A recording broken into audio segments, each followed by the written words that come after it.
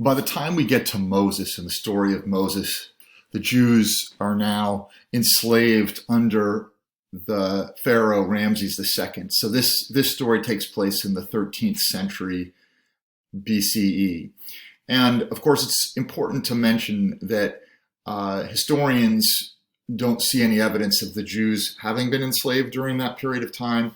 But for Jews themselves, this kind of Torah literalism or biblical literalism is really not that important to them. It's more important, the symbolism of the story is more important than anything else. And obviously, with a long history of oppression, the imprisonment and enslavement by the Egyptians is metaphorical for their larger historical experience. So in any case, the story begins with a little baby who is found by the Pharaoh's daughter when she goes to bathe with her coterie, her sidekicks. And she sees a basket in the marsh and picks up this basket and sees this baby. And of course, she is able to identify that he is one of the Hebrews. So it's important to mention right off the bat that Moshe, means to draw out of the water. So there's a play on words in the Hebrew word or name. But his name Moses is actually his Egyptian name. So he's going to be raised an Egyptian, even though the Pharaoh's daughter knows that she's bringing one of the Hebrews basically to live with her and raise as her own. So he's basically represents this kind of assimilated Jewish identity that was, of course, a real threat to Judaism from the very beginning, because if everybody is abandoning their Jewish culture and heritage, there's no more Judaism. The finding of Moses in the basket recalls Noah's Ark a little bit, this sort of being saved from the waters. It's also interesting that she knows that he's a Hebrew. Obviously, she's able to see that he is circumcised and has the mark of the covenant. So Moses is raised as an assimilated Egyptian, even though he is in fact Jewish. And he doesn't perhaps know that he's Jewish until this moment later in his life. This is in Shemot 2 or Exodus 2, where when Moses grows up, went out to his brothers and looked at their burdens, and he saw an Egyptian man striking a Hebrew man, one of his brothers. He turned this way and that way, and he saw that there was no man, so he struck the Egyptian and hid him in the sand. This is fascinating because, again, the first defining action by Moses as a young man is to identify injustice and to fight against it. This is not somebody who is acting passively. This is a murderer. And clearly, we don't have the commandments yet, but we do know that God tells us that we shouldn't murder each other. And clearly, this idea of justifiable murder, you can kill somebody who is oppressing you, seems to be suggested here. And the other thing is, why is Moses chosen? Moses is chosen because ultimately he recognizes his Judaism and acts on his Judaism. It's interesting that the first act that he takes is a violent one, and it forces him into exile, into the Sinai. And the Sinai becomes very important because the Sinai is also the place, not only the place where he's going to receive the commandments, but also the place where he's going to meet his God for the first time. So the story of Moses in the burning bush is obviously the key moment, because here he is being introduced to the Hebrew God. Presumably he had been raised with the Egyptian gods, but we don't know much about that experience, but we do know that God comes directly to him through this burning bush. And it's interesting when his first reaction to this vision is to look aside and not look directly at it.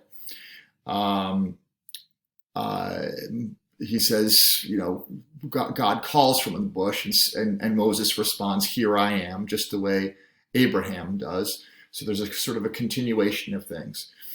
And then God says, "Do not draw near this place. Take your sandals off your feet, for the place where you stand is holy." So unlike Abraham, where we had this closeness between God and man, here from the very beginning, God is appearing in a form that's a little bit more threatening or a little bit more otherworldly, and certainly asking for distance and asking for space.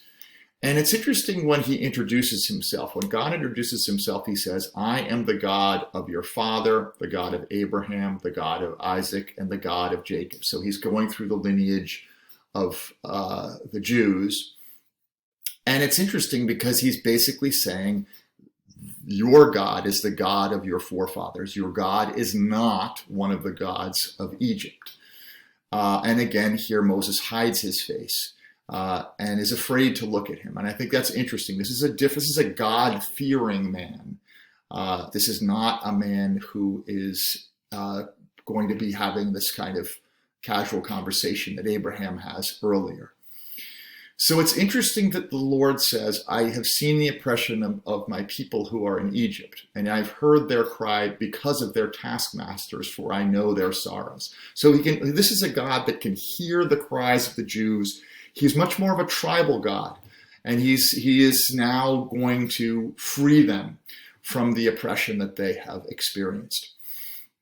And so immediately this is a liberating God. And it's interesting that he is basically tells Moses that he is going to liberate the Jews and that Moses is basically going to be his man. And Moses responds in line 11, who am I should go to Pharaoh that I should bring the children of Israel out of Egypt? Why should I do this? Moses has a speech impediment. He talks about that later. And he basically says, who are you? And who is this God that's asking me to do this? And then God says to Moses, I am who I am. Tell them I am has sent me to you. So this God doesn't even have a name. You don't see Adonai or Elohim or some of the earlier names that God is given. And all you know now is that this is the God whose children are the tribe of Israel. So he's literally identifying himself as a tribal God and a threatening God from the very beginning. And Moses is a reluctant prophet. He's saying, I'm not the person to be doing this because I have a speech impediment. Obviously, his brother Aaron is going to be more of the military leader and the doing that sort of thing. But Moses is going to be the one that's going to speak directly to God, and that's going to be important from the very beginning. So Aaron and Moses is an important relationship of brothers. Moses is the prophet. Aaron is his wingman and his aide in this, right? And he is called his mouthpiece in line 16 here. And this idea that Moses will take his shepherd's staff, which he gets because he was herding sheep in Sinai, and that staff is going to be extremely important because there's going to be magic that comes from that staff as well. So the centerpiece of the story of Exodus is what happens around the plagues, which Moses is going to call upon God, and God is going to bring the plagues to Egypt. Now, this is interesting, the significance of the plagues, because you can look at this actually in a natural way. That some historians have looked at this and said, well, when you have climate change and when the weather became drier in Egypt, the Nile River starts to flow more slowly. And as it starts to flow more slowly, not only because it runs through sandstone, not only is there more sediment, and it's reddish sediment in the water, so it looks more like blood. But secondly, there's also more algae, and there's a red algae, which is a toxic algae, which exists in the Nile, which tends to bloom when the water is slightly lower and flowing more slowly. So it would have come along with drought. And of course, if you know anything about frogs breed in water. If there was toxic algae, the frogs would have left the Nile and would have invaded the city. And as the frogs left the water sources, they would have died. And when they died, that would cause lice and flies to proliferate. And of course, flies carry disease, and they would have killed the livestock.